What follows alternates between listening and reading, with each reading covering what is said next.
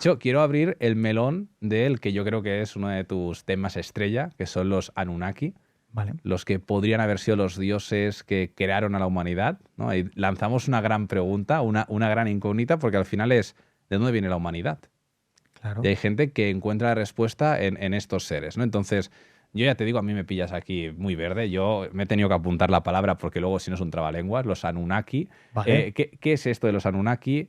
Sé que tú tienes un documental de 3 horas y media en tu canal que tiene como 6 millones de visitas, que es, yo creo que uno de tus vídeos estrella.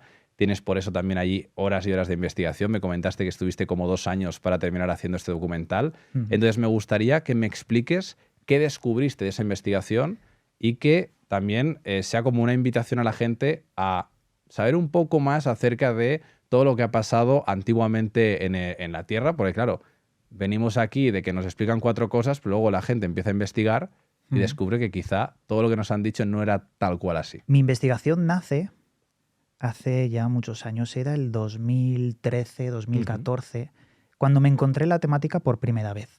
Los sumerios, una civilización la más antigua del planeta, que bebe de una mitología llamada los dioses Anunnaki.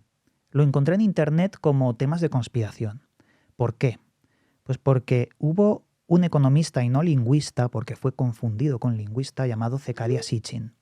Un hombre que hizo muchísimos libros sobre el contenido de las tablillas sumerias de arcilla, que sería la escritura cuneiforme, la primera del mundo, la más antigua. Y este hombre hizo muchísimos libros relatando una serie de eventos de esta mitología. Por ejemplo, los Anunnaki eran los dioses que los sumerios veneraban y venían de un planeta llamado Nibiru, que tenía una órbita superelíptica de 3.600 años y cuando se acercaba a la Tierra causaba catástrofes por la proximidad. Según Zecharia Sitchin, el planeta Nibiru, su atmósfera se había destruido y necesitaban el oro en la Tierra, porque con el oro lo reparaban. ¿Qué pasa? Pues que según Zecharia Sitchin, transformaron al homínido local del planeta Tierra, lo convirtieron en lo que se entiende como sapiens sapiens. Es decir, manipularon genéticamente al homínido para meterlo como esclavos en minas y sacar el oro para reparar el planeta. Esto es lo que yo me encuentro, ¿vale? Y digo, no puede ser. No puede ser que algo tan fantástico exista como una realidad. Habían millones de seguidores de estas teorías y yo dije, vale, si esto es así, ¿dónde están las fuentes? Y ahí emprendí mi viaje.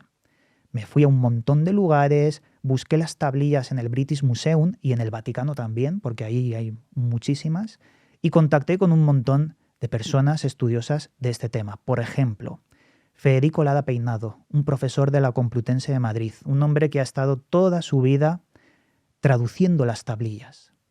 ¿Qué hice? Agarré sus estudios y de 4 lingüistas más, Feliu, Mellet y Samuel Noah Kramer, junto a Lada Peinado. ¿Qué pasa?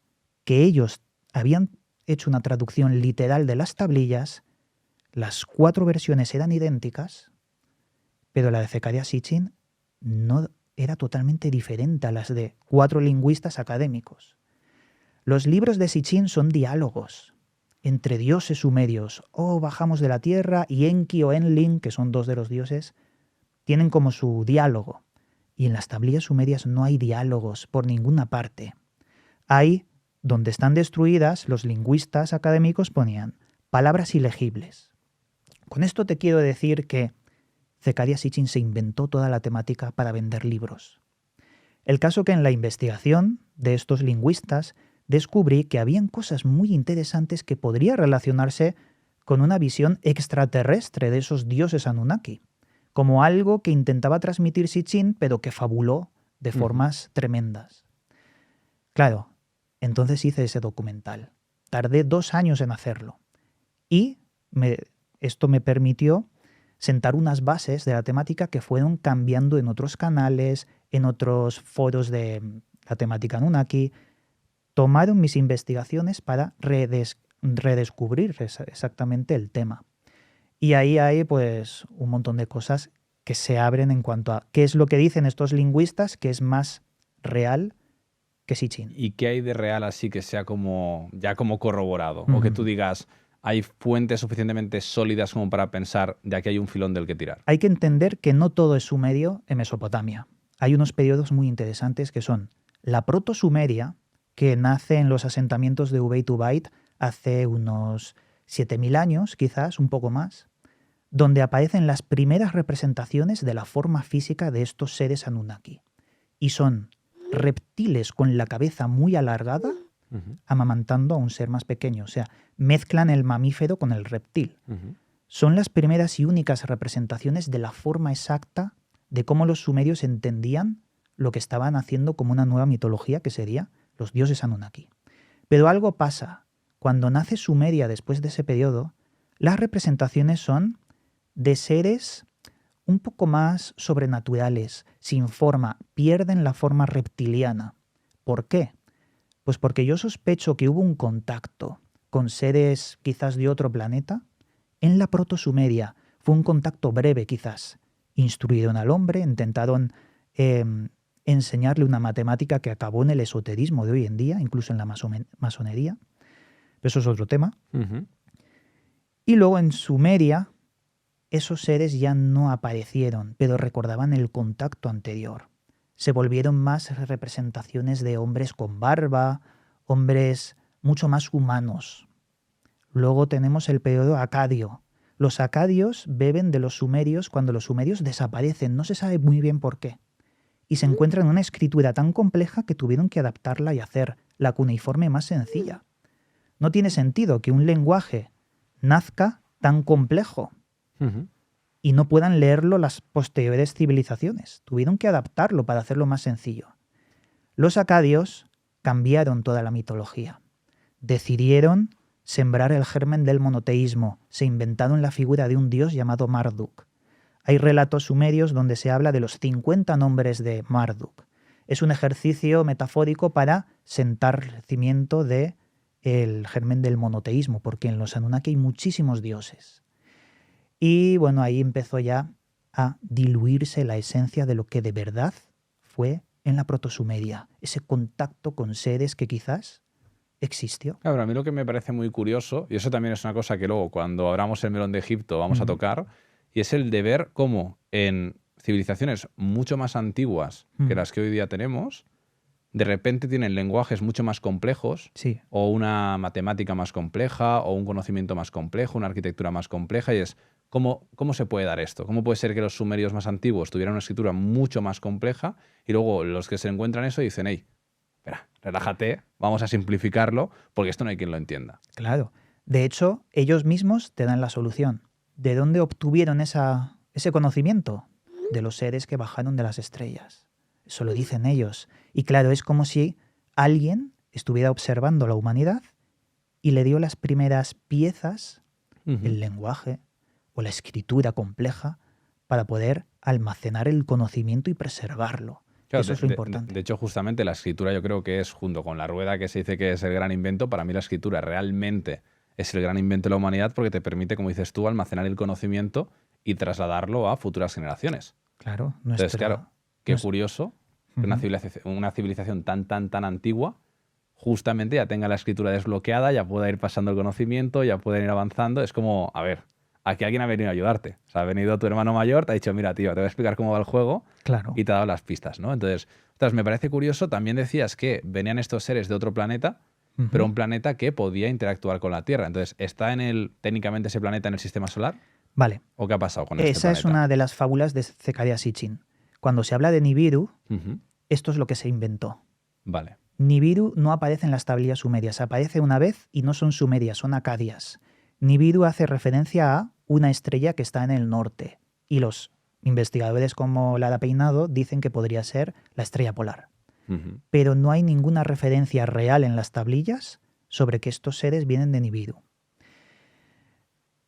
La curiosidad es que cuando se intentó descubrir unas anomalías donde está situado Plutón, descubrieron a Plutón a raíz de las anomalías gravitacionales que hay en los planetas colindantes.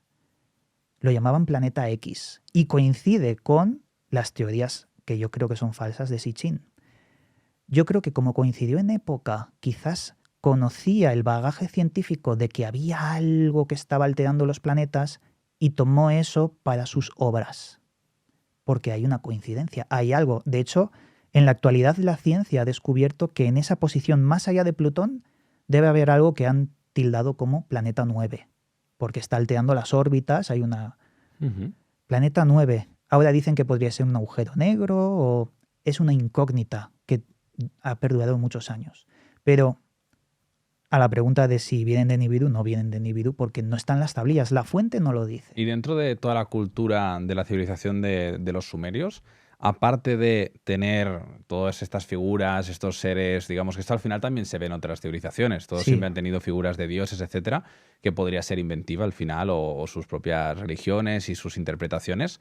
¿Han dejado algún legado a nivel arquitectónico o de conocimiento que digas tú, es que esto de aquí es inexplicable? O sea, como por ejemplo las pirámides de Egipto. ¿Hay algo, el equivalente? En Sumeria no hay una arqueología tan importante como, por ejemplo, Egipto. Importante sobre la alineación matemática con los astros, algo muy complejo de hacer. En Sumeria podemos entenderlo como la protosumeria, la más interesante, fue muy fugaz. Es un enigma tremendo, no tenemos tanta información sobre el por qué veneraban a dioses reptil. Lo que sí que queda es ese conocimiento de una escritura muy compleja, de cómo iniciaron la civilización, de cómo decían cosas que tienen paralelismos tecnológicos con, por ejemplo, esos dioses Anunnaki. Y luego hay historias tremendas, como por ejemplo, hay una tablilla sumeria de arcilla que nos habla de una persona llamada Atrahasis. Una persona que la voz de un dios Anunnaki llamado Enlil y otra voz que es como la contraria, Enki, le dicen que necesita recuperar todos los animales, meterlos en un arca porque va a venir una gran inundación. Miles de años después lo tenemos con la figura clásica del mítico Noé. O sea, como que hay paralelismos extraños que se mezclan con todas las culturas y religiones del mundo. No puede ser que quien escribe la historia de Noé la copiase. Pregunta. Eso pensaba yo. Pero hablando con un amigo que conoces, Cristóbal, que nos ha acompañado aquí a poder visitarte, pues él me dijo que hay periodos de la historia que de forma enigmática se repiten, no de forma adrede, sino que hay como un inconsciente colectivo o hay algo que manifiesta un evento que ocurrió en diferentes formas. Es interesante porque no podemos decir que lo copió absolutamente todo porque todo está muy mezclado. Pero habían tenido contacto previamente, porque claro, para mí también, para encontrar verdades, y esto te lo comentaba, ¿no? Yo creo que en el mundo de las conspiraciones al final nos encontramos con un montón de cosas. Sí. Y también ya en el mundo en general creo que muchas veces nos tenemos que preguntar, ¿esto de lo que estamos hablando es un descubrimiento o una invención? Y esto al final lo podemos ver con las matemáticas, que luego también hablaremos de eso. Consideramos los dos que son el lenguaje de programación con el que se ha creado este mundo, esta simulación, lo que cada quien crea que es, ¿no? Entonces, la pregunta aquí es, ¿ha habido contacto previo entre distintas civilizaciones que hablan, por ejemplo, de este suceso? Vale.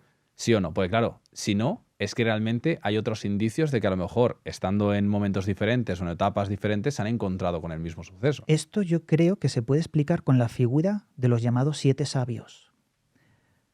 En Sumeria hay una tablilla llamada los 7 Apkayu, que se traduce como los 7 sabios. Y la tablilla nos cuenta una historia donde hay 7 entidades, 7 personas con muchísimo conocimiento que deben preservar como algo lo más importante, porque es el conocimiento que dieron los dioses para construir ciudades, para una matemática que va más allá de lo que conocemos. Y estos Apkayu fueron a diferentes lugares del planeta. Y por eso puede que existan paralelismos de Sumeria que nacieron o proliferan en otros países o en otras culturas, porque dejaron el primer legado en otros lugares. Pero eso es lo que hizo una tablilla. No sabemos si realmente es así, porque hay paralelismos, por ejemplo, si hablamos de los mayas con Kukulcán, hablamos de los aztecas con Quetzalcóatl, la serpiente emplumada, la serpiente, el culto primordial de las serpientes de los más antiguos del mundo, que nace en Sumeria, pero se repite con otras formas por todo el planeta.